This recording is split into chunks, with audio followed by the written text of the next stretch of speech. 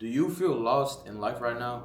The reason I ask you that question is because over Thanksgiving break, I've talked to a lot of my friends that I haven't seen in a while that may be in college, maybe working a job, maybe working a trade, etc., whatever it is. And something I've came to the realization of, a lot of people feel lost nowadays. They don't know what direction to take. They don't know what career path they like. They don't like what they're studying. They don't like what they're doing. They don't like what they look like physically, mentally. They don't really have a connection with God. This is something that was a struggle of mine too, about like a year or two ago. And something I'm gonna tell you, like, it's not like an overnight process to figure out everything that you want about life. Even now, like, I have my business established, I'm making 50K a month in revenue, but what does that really mean for me, right? Just because you make money, you might make $1 million a month and still feel lost, and still feel like you can't find your purpose or you don't know what your purpose is. I remember sitting in class thinking, I don't even know what I like. I don't know what I like to do. What I knew is I didn't want to be in the rat race. I didn't want to spend the next 40 years of my life slaving away at a job that barely pays me anything. And let alone at the same time, I realized how bad my attention disorder was. I wasn't able to pay attention to anything that I wasn't interested in. I was only able to pay attention towards things I like doing. And at the time, things I like doing weren't very good things. They were not anything that was gonna take me to my goals, the places I wanted to be. They're actually all bad habits. And what I realized is I needed to replace these bad habits. And these bad habits were not just about to replace themselves. I need to replace them, and I need to replace them with good habits, things that I can do every day and things that are gonna make me better as a person, whether that's better financially, spirituality, and physically. Those are the top three things that I think people need to work on to actually find themselves and take themselves out of that pit of being lost. And I know you probably scroll through social media and you're seeing all these successful people doing better than you. We need to realize these people are not better than you. There's nothing about them that makes them better than you. The only difference between you and that person is that they put in work and you simply don't. If you're gonna be honest with yourself, you need to self-analyze. Look yourself in the mirror, go through your whole day and see what you do. See what time you wake up.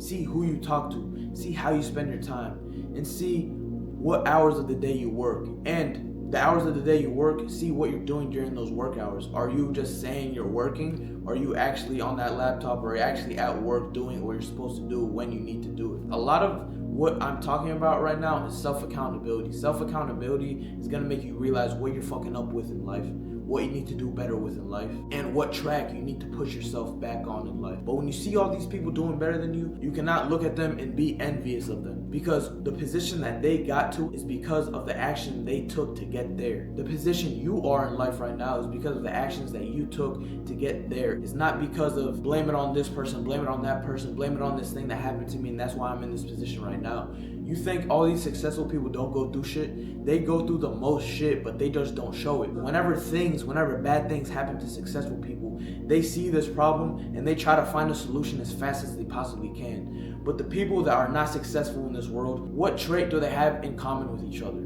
Is that whenever bad shit happens, they just keep thinking about this problem and being sad and being mad over it. That's the thing. You cannot let your emotions take control of your life. The moment you let your emotions take control of your life is when you start wasting a whole lot of fucking time, and time that you could be putting towards working on yourself. You working on being more religious. You working on your business. You working on your skill set. Instead of wasting all this time thinking about this negative shit, it's not gonna do anything for you. So instead of wasting your time, actually take advantage of the time that you have on this earth. And if you're a younger person, you have every capability in life. You have arms, you have legs, you have eyesight, you can hear, you can smell, you can see.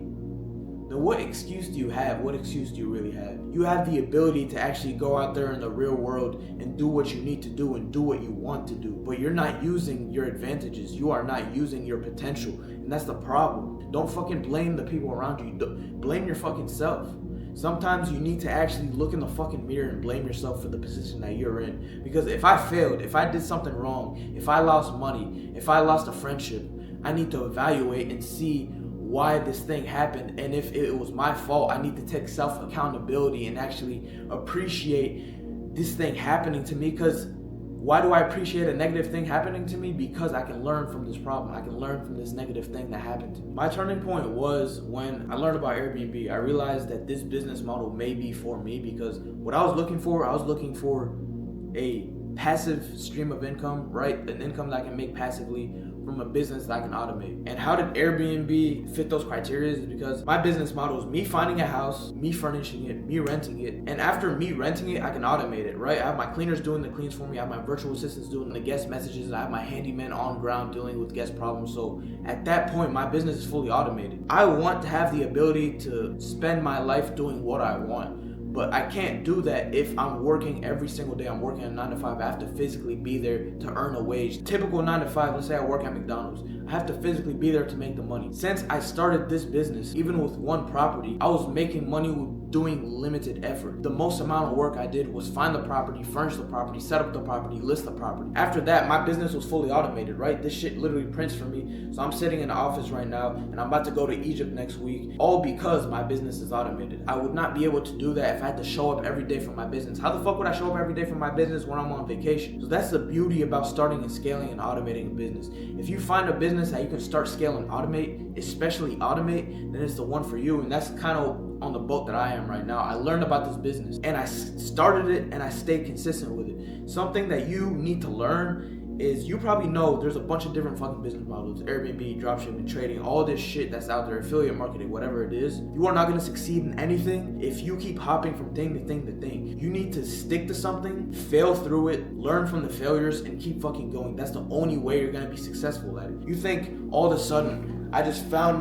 the first person I called on Zillow, the first person, the landlord and property I called, do you think I magically just landed that deal that day of, and ever since I just printing money? No, I failed. I got a lot of no's. I got some yeses that turned into no's, and I kept fucking going no matter what the money was coming into my account. I wasn't making any money from this business the first month or two I was learning about it, because I didn't know what direction I was going until I found my mentorship group, until I found the courses and actually learned from these things to fast track me to my success. And that's what's gonna make you successful in any business, not just Airbnb. So when I first started my business, I started learning about this Airbnb stuff in July of 2022. So then after I started learning, I failed for 2 months straight. I didn't get my first unit until September.